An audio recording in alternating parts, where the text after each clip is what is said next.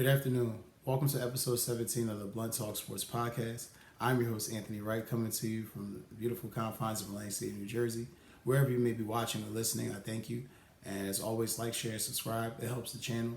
And I want to just touch on today some Eagles news that's near and dear to my heart, some news that I was able to check up on through over the weekend, some things that I thought were pivotal, that were, to the integral, been pivotal to the team's tone that they're trying to set going into the season. And for my Eagles fans out there, as always, there's definitely some things I think that's going to help the team. I just want to give my personal opinion on some of the players and some of the things that they've done over the course of the weekend involving camp.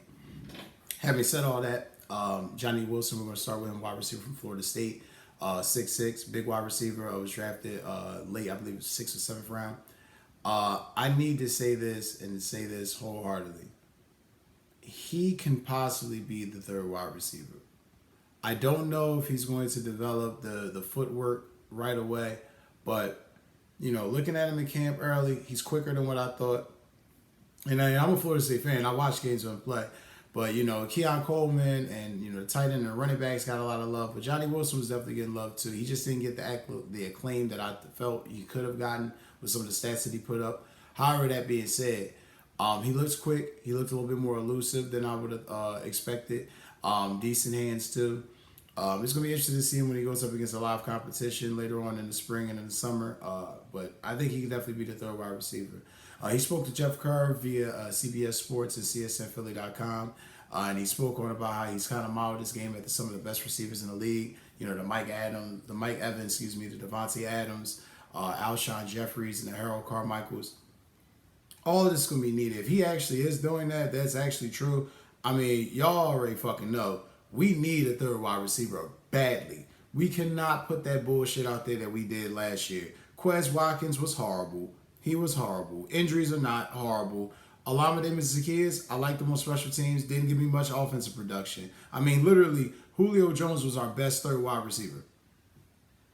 And Julio is not Julio from 2015 or 20, clearly. So more is needed, more is required. So hoping and pulling that this guy can wind up being the guy. He's going to have some competition. Anaya Smith can wind up being that slot guy that they use. But I think they kind of want to go with a bigger frame wide receiver. He kind of fits the team, the theme of where this team's going. With AJ, with Devontae, he kind of brings like a different type of balance. So I'm kind of hoping that he really does wind up evolving and becoming that guy. Having said that, there were some veterans that the Eagles did bring in during rookie minicamp that was highly reported on over the weekend. I believe in a previous episode I told you guys they brought in Jakeem Grant and John Ross. John Ross, former first-round pick in the 2017 draft of the Bengals. Jakeem Grant, former special teams returner, All-Pro with the Dolphins. Was dealt with injuries over the past couple of years. Was literally fighting for his football mortality. I must say I'm excited to see how this battle goes because whomever comes out of this healthy and strong, and whoever comes out of this looking the best, I think it's going to help our return game tremendously. My personal opinion, I'm rooting for Jakeem Grant. I think Jakeem Grant's going to be the guy that we need. He's explosive. He's somebody that in the return game that can get us the 25, the extra 30 yards that we could use in the kick return game and possibly in the punt return game while expelling some of our key guys and using them just on offense or possibly special teams. So it's going to be very pivotal to see which one of those guys step up to the occasion. I think Jakeem Grant will be the guy. I know some of you guys are pulling for John Ross. I know he didn't have the easiest of times, bounced around the league between the Bengals, Giants, a couple other teams, but I just feel Jakeem Grant, once he's healthy, he's an all-pro returner, and that's what we need right now. We need all-pro returners. Our special teams was good last year, though our defense let us down. But our special teams is good again this year, and the defense plays better. We'll be right back in the Super Bowl conversation, without a doubt. It was interesting to see, too, the approach to how the leaders approach the rookie minicamps. It was integral to see Jalen Hurts, Saquon Barkley, A.J. Brown, Jordan Mailata, seeing those guys lifting weights. Brown and Mailata were watching more on the field. Brown with the receivers, Mailata with the offensive linemen. But, Jalen and Saquon working out with the guys, seeing the guys getting the feel for, the mindset, seeing how they think, seeing how they act and move. This is culture building shit that's needed to make a team feel like, make Jalen realize this is your team now. The veterans are gone. There is no more Fletcher Cox. There is no more Jason Kelsey. this is your show now. It's been your show, but this is really your show. And I just honestly feel like that tone that they're setting is going to be so huge to how they play this year. And I know this probably sounds crazy because you're like, wait, them working out with guys that can't. It matters. Running routes, throwing the ball to guys, going over plays, going over scheme, talking about your future, talking about your plans, just building. It all matters. Because some of these guys, again, I've said to you, are going to have to play. They're going to have to show up and play for you this year. So, I just think it's just tremendous to see the leaders step up and show the poise and show the reason why they got the money that they got, why these guys are your highest paid guys in the team. They are your leaders, and they command it, and they show it. And leading, they shall follow. So, we'll see. Something that has been bugging my mind, 2 bits of news, though, as an Eagles fan, is really bugging me. Right guard. Right guard is... I feel like with Jeff Stalin being there, I shouldn't worry. I kind of feel like it's kind of blasphemy if I do worry about it a bit. But with that being said, I'm a bit worried because with Cam Jurgens moving over to center, which I feel comfortable about, but what is Tyler Steen? Is Dylan McMahon the right guard? Is it somebody else? This is a huge year for this team. And it's just that's one thing my personal opinion, I just feel needs to get ironed up before September. Because again, a lot of bullets ain't really flying until then, but you're going to have to play games. You're going to play preseason games. You got to get a feel of your offense. You're going to do scrimmages. You got to get a feel of who could really play the position and do it. So before that happens in June, because we're almost, think about it, guys, we're in May. June and July is not that far around the corner. So it's going to be huge to see how the Eagles address that. And they're going to have to, especially if they want to reach the heights they want to reach and still have a top 10 rushing attack. Defensive end is something else, is another major concern of mine. I know they got rid of Hassan Reddick. I know we have Bryce Huff now. I know they brought back Josh Sweat. I know they got Brandon Graham coming back. They have Nolan Smith. I'm a little worried, y'all. I would be lying to you if I say, no, it's not a concern. I'm a little bit worried.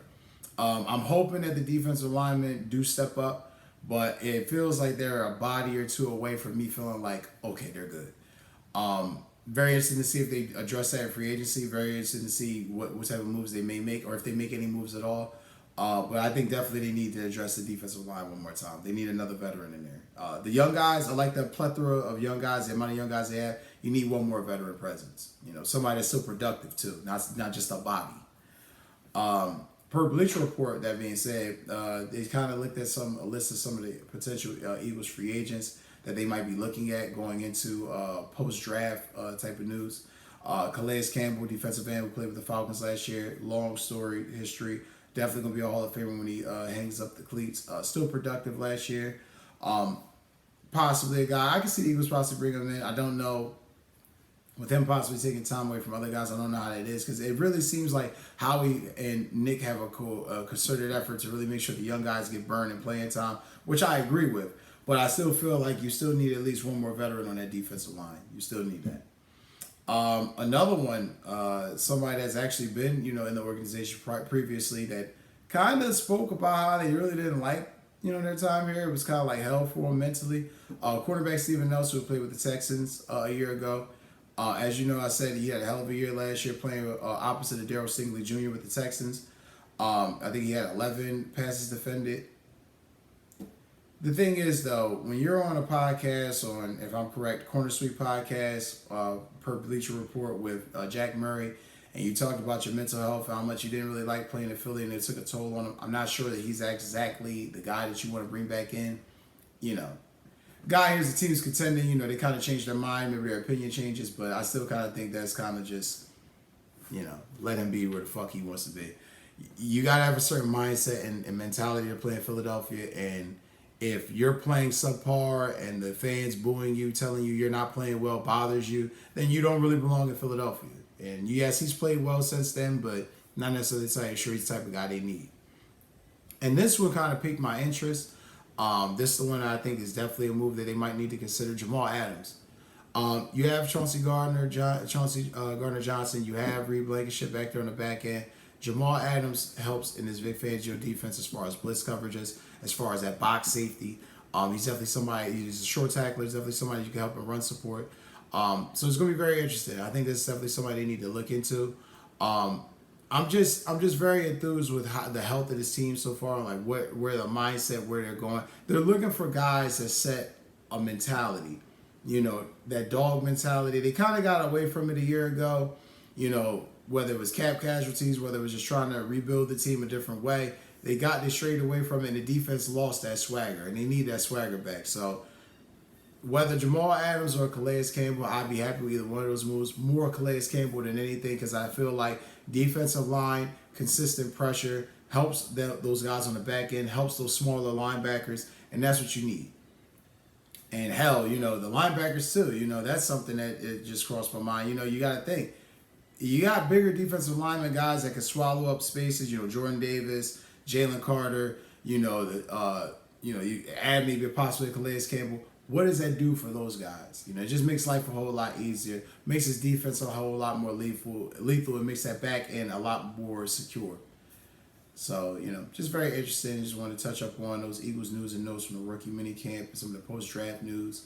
I love you guys as always for watching. Again, like, share, and subscribe. Go Birds, fly Eagles fly, and take care. And as always, see you on the next one.